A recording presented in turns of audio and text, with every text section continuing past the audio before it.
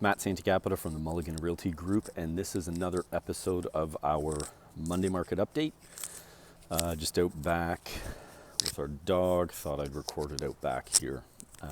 Anyways, going to cover a few things in today's video. One is we're quickly going to go over the week's numbers for the local market. But the other thing we're going to do is talk about last week's Bank of Canada rate decrease, talk a little bit about that, talk about fixed money versus, I guess call it the overnight lending rate money rates, and talk about a couple other things related to the housing market. So let's get started. So this past week in the City of London, we saw new listings in at 210, conditionals, so conditionally sold properties at 105, sold properties, so those are properties that are firm, just waiting to close, 112, and then price decreases came in at 70. Pretty standard numbers, nothing kind of crazy going on. We are starting to see a bit of a slight decrease in the number of new listings. Some of that to do with, when you go out about 60 days, which is the average close, well, we hit Christmas. So generally speaking, this time of year, we do see a reduction in new properties going to market. Solds and conditional solds keep moving in a good direction. So they're not really going up. They're not really going down. I think technically they're actually going up slightly, but nothing, no numbers that are kind of too crazy. But anyways, let's get into the more interesting topics. So last week we saw the Bank of Canada reduce the overnight lending rate by 50 basis points or 0.5%. Great news. That signals that we have a weak economy, which is why they're adjusting rates lower. Arguably, you could make the argument that after they dropped rates during COVID so quickly that they raised them a little too quick. I would agree with that statement. I've heard that from a few people.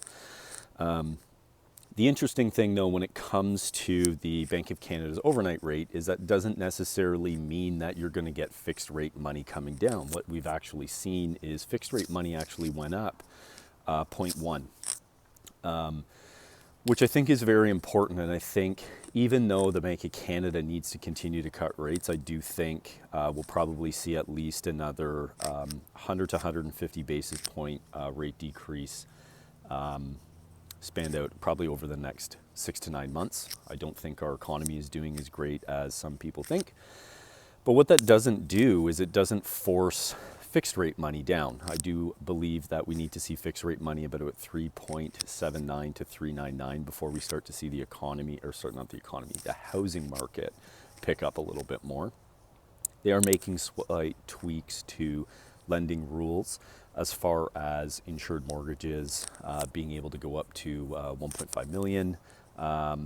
If you're doing a house with an ADU, you can go up to 2 million with 90% loan to value, different things like this. However, I don't think they're really going to have the effect that they are hoping for. In reality, we need fixed money to become cheaper.